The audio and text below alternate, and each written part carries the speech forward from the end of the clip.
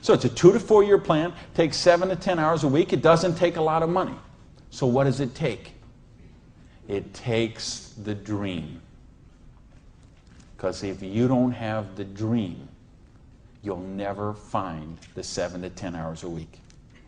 I can guarantee you that. You're busy. We're all busy. You're working, you're picking up the dry cleaning, you're making dinner, you're taking the kids to football practice, you're paying the bills, you got to sleep, you got to eat, all this. You're using 24 hours of every day already. So what's got to give? You've got to find a dream, something that will take you to this frame of mind where you will change the way you live, you will change the daily actions you take, and you will change your mindset for a 2 to 4 year period. So that alarm clock will go off at 6:30 in the morning. You'll get up, you'll have your breakfast, you go to work, you'll work 8 or 9 hours at your job, you'll get out of the job, you'll run somewhere, grab a bite to eat, and go somewhere and work for another 3 hours in the evening. When you could be home watching TV, when you could be with your kids, when you could be with your family, when you could be watching a football game or something else. But you will make a sacrifice. You will say, I will find the 7 to 10 hours a week for 2 to 4 years to build my freedom, to build my security, to build my independence. And don't tell me, ladies, well, I can't do that because of my kids. Let me tell you what I say to that. Don't use your kids as an excuse not to do the business. Use your kids as the reason to do the business. So you can raise your own kids instead of paying someone else to raise them for you. You know how many people drop the kids off at a daycare center at 7:30 in the morning and pick them up at 5 o'clock at night? Those poor kids couldn't pick their mother out of a police lineup.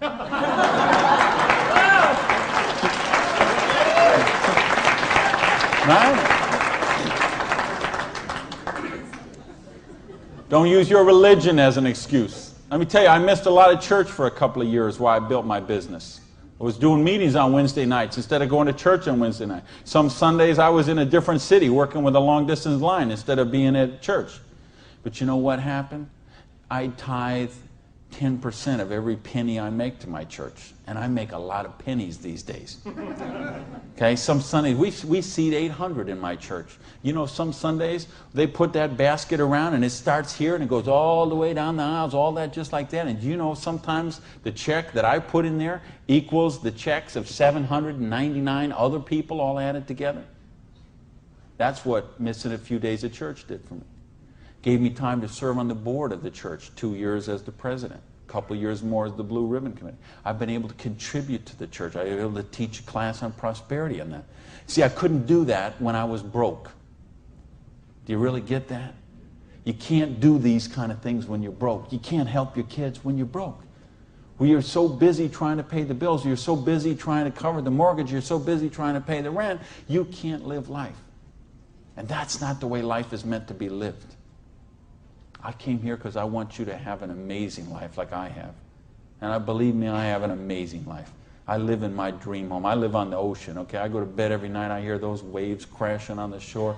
I wake up, I go down, and I got a beautiful car to get into. I have beautiful people in my life. I have wonderful health. Everything is, I make more money every year than I did the year before. I am living a dream that is just wonderful. But I made some sacrifices along the way. And that's what I'm saying to you. Make some sacrifices. Take 2 to 4 years. Make a commitment. When you walk out of here tonight, make that commitment. Not to your spouse, not to your sponsor, not to me, not to yourself. Make a commitment to yourself that you're worthy, that you're worth it, that you will think back. And that's what I want you to really do, is say, okay, what were your dreams when you were 15? What is the house you would live in if money is no object? Do you have a picture of it somewhere that you carry around to fuel you? What is the dream car you want to be driving? Is it a red Lamborghini Diablo? Ferrari Testarossa? Bentley? Viper? What is it? Do you have a picture of it in your wallet? You got a picture of it in your planner? You have a dream board with it up somewhere? You got it up on the mirror in the bathroom? You got it up on the refrigerator in the kitchen? How much time you want to spend with the loved ones in your life? How much money you want to give to charity? I had lunch. Funny, I just got invited to be on the board of directors for the Florida Philharmonic. I'm so honored they asked that, and I'm proud to be a supporter of them. I'm so proud to be a supporter of the opera and the Young Artist Program and all kind of charities. Fascinating thing, though. I had lunch with the guy who invited me to be on the board. He gave $1 million to the Philharmonic this year. $1 million. So they can play beautiful music. That's money. That's money with a capital M. That's living a life of dreams. That's living a life of wonder, of joy, of adventure and growth. And that's what I want for you. But you got to know what that is. So please, those 5 things, what would they be? And maybe you're going to give $1 million to your church, temple, or synagogue. Maybe it's you want to take a year off and study ballet. Maybe you want to take 6 months and go on a cruise around the world. Maybe you want to fly in all your family from all over the world and have a reunion. Maybe you want a house in Paris and a house in Hawaii and a house in San Diego and a house in Berlin. I don't know what it is for you, but you have to know what it is. Or nothing I'm going to talk about tonight is going to make any sense to you. You'd be better sitting home watching Survivor, Big Brother, Fear Factor, whatever one of those shows. You could sit watching any one of those shows instead of be here tonight. Because if you're here tonight, you got to know what your dream is. And we can show you. I will draw out on this board. I will draw out a way and show you how you can live those dreams. And I'll show you how to build some residual income, some retirement security, and you can just do the numbers yourself, okay? And you could say, all right, is there any of those 5 things that I would do, have, or become that I can get with what I see here on this board? The difference is, and here's the secret, okay? You wonder, okay, I know there's nothing for free. There's always a cost. Here's the thing. Here's the secret of everything I'm going to talk about tonight has to do with leverage. It's getting you out of the trap. And there's a big trap, okay? And this is the trap. It's people trading time for money. You work 40 hours, you get paid for 40 hours. So you work 40 hours and you get paid $400 a week. If you're sick half a day and you only work 35 hours, you get paid $350. If you need some extra money because there's something that you want to do, you put in some overtime, so you work 45 hours, so maybe you get $450. Well, you know what? That is trading time for money. Time for money. Hours for dollars. Hours for pounds. Hours for dollars. Hours for cougar rands. Whatever the currency is. If you're trading time for currency, you can't get wealthy. It's a trap. You got to put some leverage to work somehow to get out of that. Because this is what keeps people broke. So in my case, when I lost my dream, and I started all over again, I said, well, I got a choice here. I can go and live like most people do and live that life of quiet desperation and just mind my own business and do the thing and be a worker drone in the collective like everybody else. Or I can go after my dreams again. So I began a study of prosperity. Because when you're $55,000 in debt, no house, no car, no credit cards, and you start selling the furniture, things look a little different. Anybody here ever sell your furniture for your business? Interesting scenario.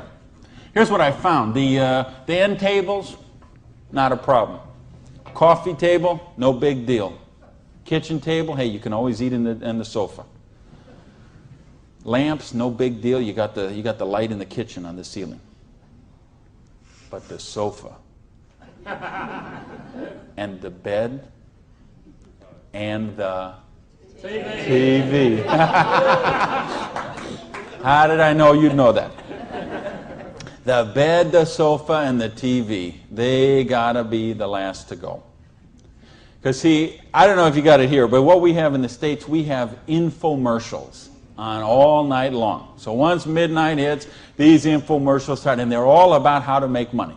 So what do you do when you're $55,000 in debt and you're sleeping, with no furniture and whatever? You sit up all night and you watch infomercials. And then you sleep all day and you're so depressed, and you get up and you read the one ads and you think you don't have bus fare to go to the job interview, and you think how miserable your life is, and you eat macaroni and cheese 3 times a day, which is what I did for weeks and weeks and weeks. So I'd get up, sleep, mope around, eat my macaroni and cheese, and then midnight would start the infomercials. And I remember we had a Vietnamese guy named Tom Vu. I don't know if you ever saw that here, this infomercial. He had one of those courses on how to buy real estate, no money down. So one night, it's 3 a.m., I'm sitting on the sofa. Tom Vu comes on. He says, "You, sitting on the sofa! You, it's 3 a.m. Now I know he's really worried because it's 3 a.m. I'm sitting on the sofa. He said, "You sitting on the sofa at 3 a.m. Your wife's asleep. Your baby's asleep. You are a loser. Nobody cares about you. You are a loser. If you don't buy my program, you deserve to be broke."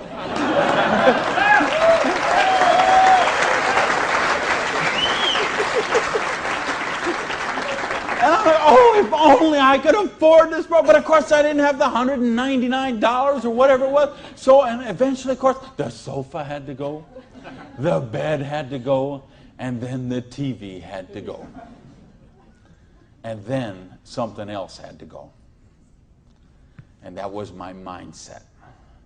My victim, loser, woe is me, oh, the circumstances are against me. That mindset had to go.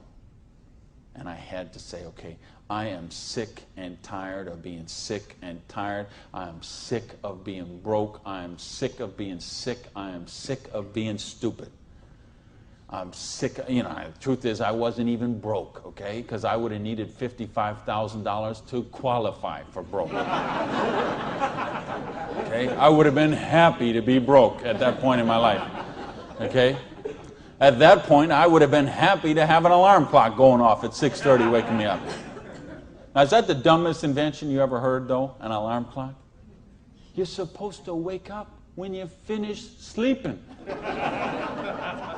But, right, what do? We stuck in the thing. So now at this point, I wouldn't have been happy with an alarm clock. Okay, but I started a study of prosperity.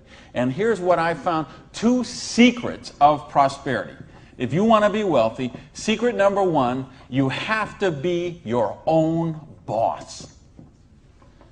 You ain't going to get rich working for other people. You know, if you've got to get a job as president of Disney Studios or, you know, IBM calls you up and wants you to be the vice president of operations, maybe you're going to make a lot of money. All I know is those people weren't calling me, okay?